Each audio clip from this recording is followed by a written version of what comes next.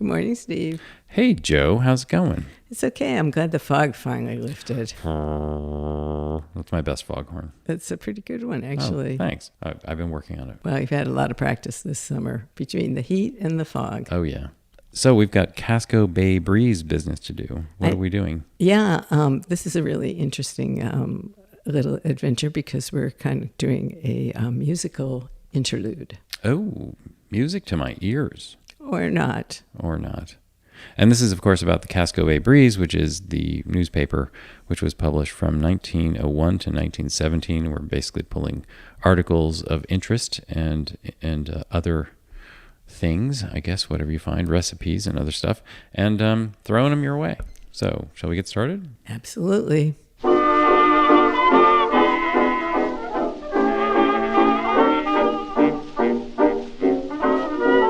This first editorial is brought to you by Edison Phonographs and Victor Machines.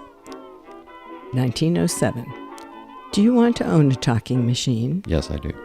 If so, fill out the blank below and mail it to us, and we will send you free of all charge illustrated catalog and descriptive sheets of special outfits we have made up for installment purchasers, costing $14, $15, $25, $27, $38, and upward. Sold on your own terms of payment, anywhere in New England. Wow, that sounds very enticing, although as I think we came across in a different episode, $35 or so was like $1,000 in 1907, something like that. So that's a pretty expensive machine. Music Not Always a Blessing, 1913.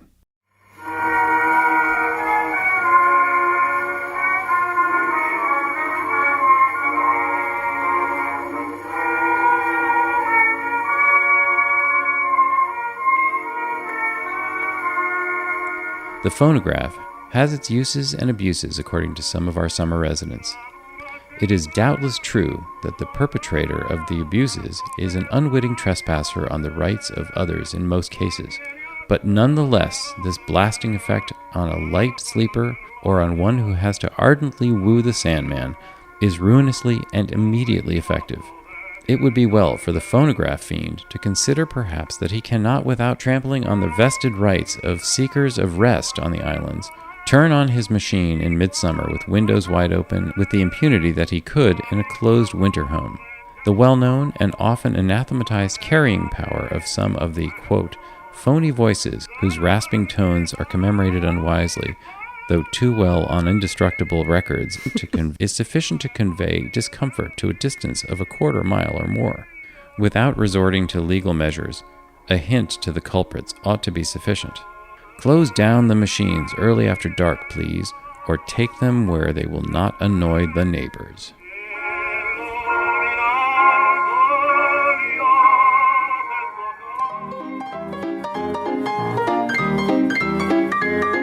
This next piece is brought to you by Lord & Company, Pianos to Rent.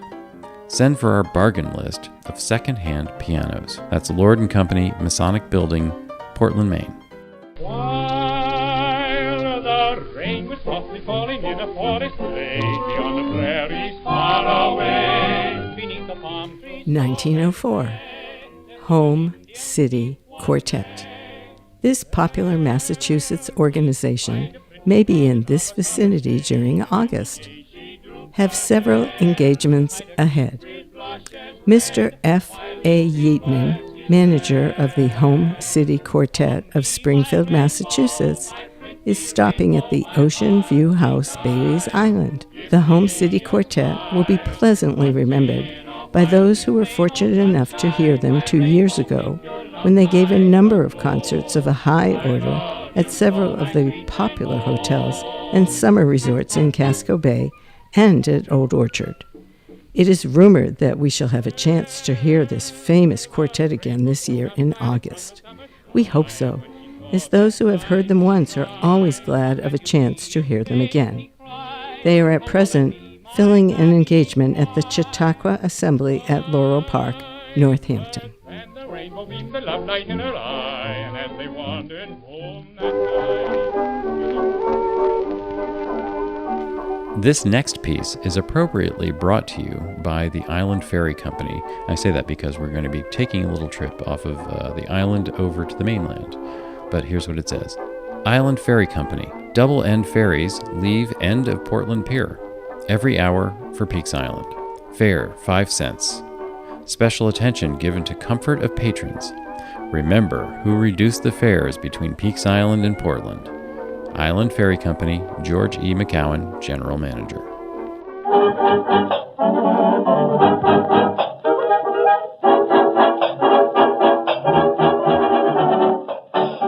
Peggy from Paris tomorrow and Saturday, 1904. Peggy from Paris, the new musical comedy by George Ade, will be produced for the first time in Portland at the Jefferson Theater tomorrow and Saturday nights and Saturday matinee. The new musical comedy is under the management of Henry W. Savage, who has given theater-goers opportunities to hear the Sultan of Sulu, the Prince of Pilsen, King Dodo, and the Castle Square Grand Opera Company. Portland will be but one of the 5 cities to be visited by Peggy, as it is playing only 1 week before going to New York for a long run. The Boston engagement of 4 months closed August 29th, and next week the piece will open in New York. Among the attractions in this week's surpassing bill at the Portland are the Quaker City Quartet in Fun in a Barbershop, Fine and Dandy Acrobats, and Ray and Brosh in their excellent comedy skit, Woman of a Few Words. The management is playing 2 crowded houses. All right, grab your coat, let's go.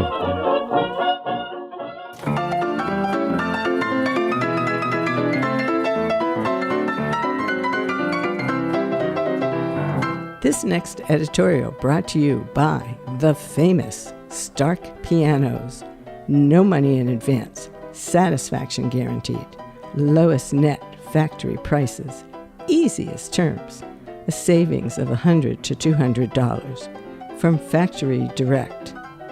30 days free trial. Wow. From Chicago, Illinois. Most popular dances described as injurious. 1914.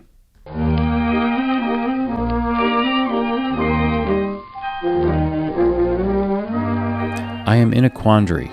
Some critics of the tango, the Argentine, the Maxine, and the other popular dances of the day describe them as highly injurious.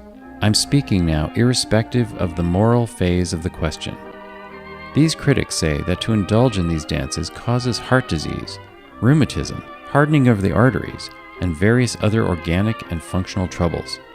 On the other hand, persons who profess to speak with the voice of authority proclaim the new dances as a boon to mankind. They say that these dances have a wonderfully good effect upon the people whose lives are ordinarily sedentary, just as almost any other wholesome exercise might have. As clearly as I can judge, the forces for and against are about equally divided. Really? They're equally divided? Dancing is bad? Okay. So I do not know what to do about allowing my children to perform these dancing evolutions. I may confess also that my wife and myself have been considering the feasibility of indulging a little ourselves in this form of recreation, especially if, as some observers assert, the tango and other dances are good for middle-aged people. We all know what that means. But we are sorely perplexed by the conflict of ideas on the subject. Peaks Island dancers are not perplexed. No, they've always been very outgoing. I think we have a little closing article on that one in a minute, but first I really think we need to get to our recipe. What do we have on tap today? Prunes.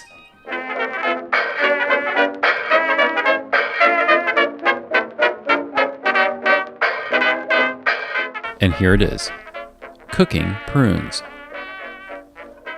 We wash the prunes thoroughly, then put them to soak in sufficient water to supply the proper amount of liquid or juice when served, and allow them to soak for 24 hours.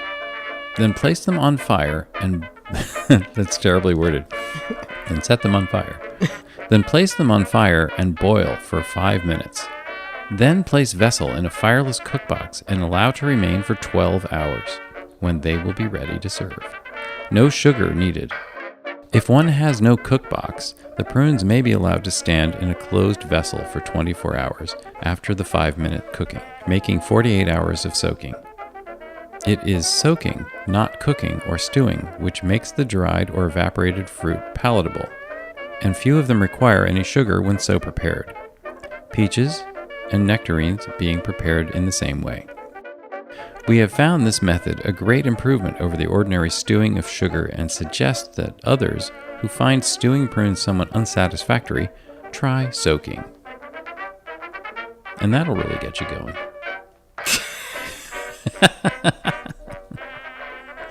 And moving right along.